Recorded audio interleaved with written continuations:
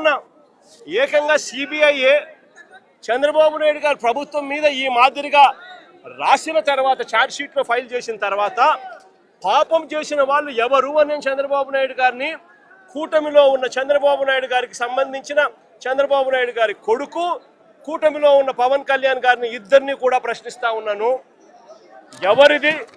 ఎవరు పాపం చేసిన వాళ్ళు అని చెప్పి నేను ఈ సందర్భంగా అందరినీ కూడా ప్రశ్నిస్తా ఉన్నా. ఇదే మాదిరిగా నేను ఇంకొక మాట కూడా చెప్తా ఉన్నా. అసలు ఇదే టీటీడీ గీలో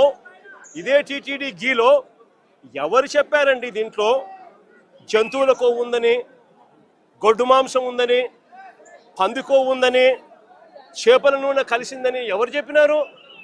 సిబిఐ చెప్పిందా? ఎన్డీడీబీ రిపోర్ట్లు చెప్పినాయా? ఎన్డీఆర్ఐ రిపోర్ట్లు చెప్పినాయా? ఏ ల్యాబ్ రిపోర్ట్లు చెప్పినాయండి?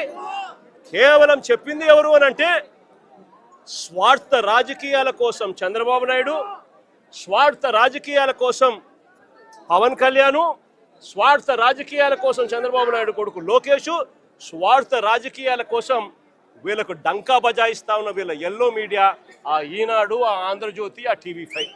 నేను అడుగుతా ఉన్నా, వీళ్ళు తప్ప ఇంకా ఎవరైనా చెప్పారా అని అడుగుతా ఉన్నా. అంటే ఒక లేనిది, ఒక అబద్ధానికి రెక్కలు కట్టడం, ఆ అబద్ధాలను ప్రచారం చేయడం, ఆ దుష్ప్రచారం ద్వారా రాజకీయ లబ్ధి పొందాలనుకోవడం, ఇంతకన్నా హేయమైన పని ఎక్కడైనా ఉంటుందా అని